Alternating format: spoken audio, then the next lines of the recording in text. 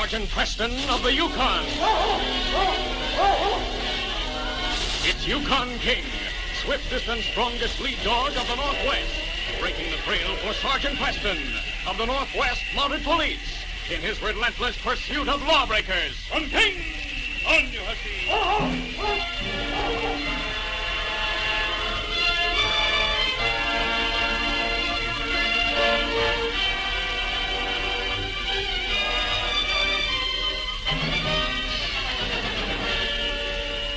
This is the case of the Indian Rebellion, or how Sergeant Preston saved a trading post.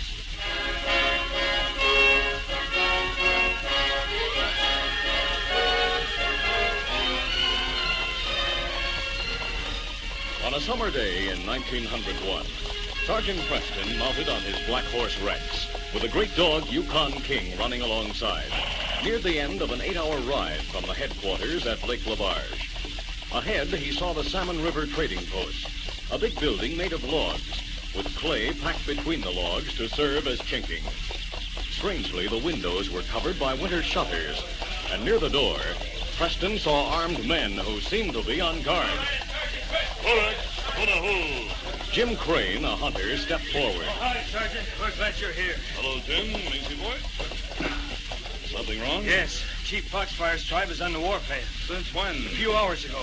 Word spread fast.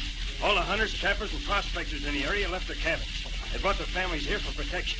Is the factor inside? For Trader Jones? Yes. I'll check with him. I'll take your horse to the shed behind the building. Thanks, Jim. Come on, Red. Come on. Come on, King.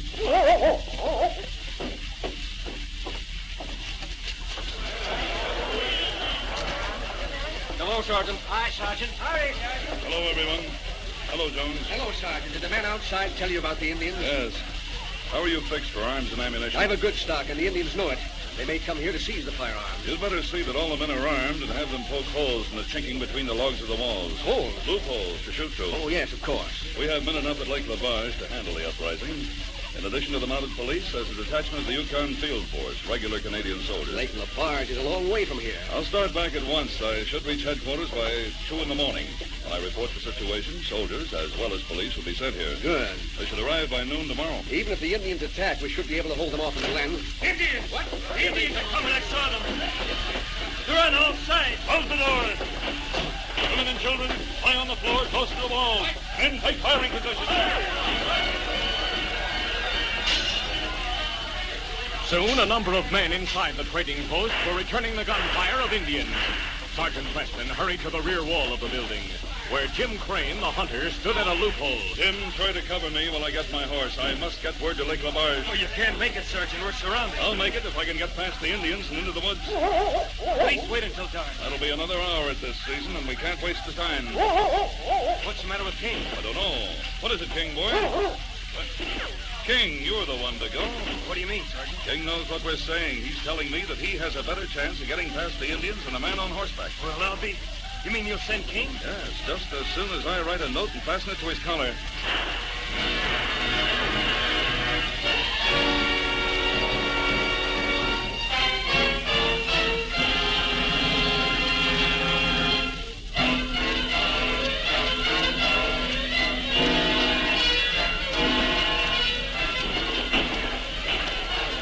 Sergeant Preston's message fastened to his collar, King whimpered with eagerness to carry out his master's order. Headquarters, King. Headquarters.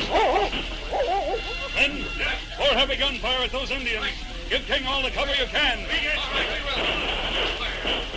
Open the door. On King.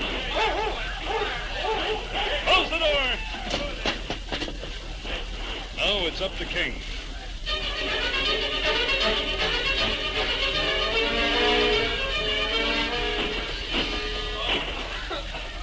Daybreak found the defenders of the trading post exhausted. Intermittent gunfire continued through the morning. But as noon approached... Here they come! They're coming from all sides! It's a mass attack! It's the showdown! Open fire!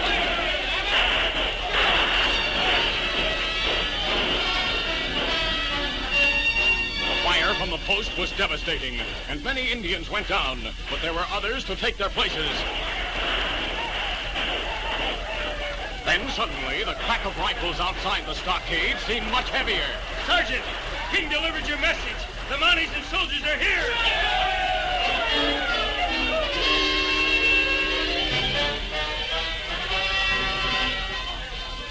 Chief Foxfire and his followers soon realized the hopelessness of the situation and surrendered.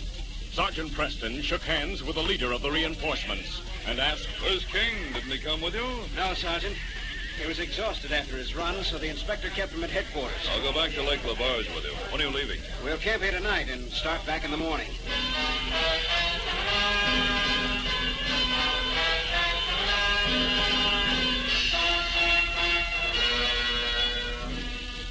The following day found the inspector pacing the floor of his office at the Lake Labarge headquarters, and Yukon King paced at his side. Both the man and the dog were worried. The men should be back, King. They should have returned some time ago. King, I think I hear men singing. King. Standing at the open door with Yukon King, the inspector saw a column of men riding four abreast emerging from the pine forest. The scarlet tunics seemed to blaze in the orange light of the setting sun. The men sat straight and proud in their saddles, and even the horses held their heads high, as if they felt the glory of victory. The maple leaf, our emblem dear. The maple leaf forever. God save our queen and heaven bless. The maple leaf forever.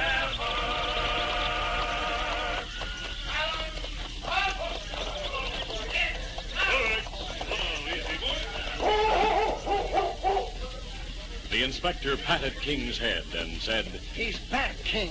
Hello, Inspector. Hello, King. Good work, boy. We're both glad to see you, Sergeant. Sir, the Indians have been subdued. Well done, Sergeant. The Yukon still belongs to the Crown. This case is closed.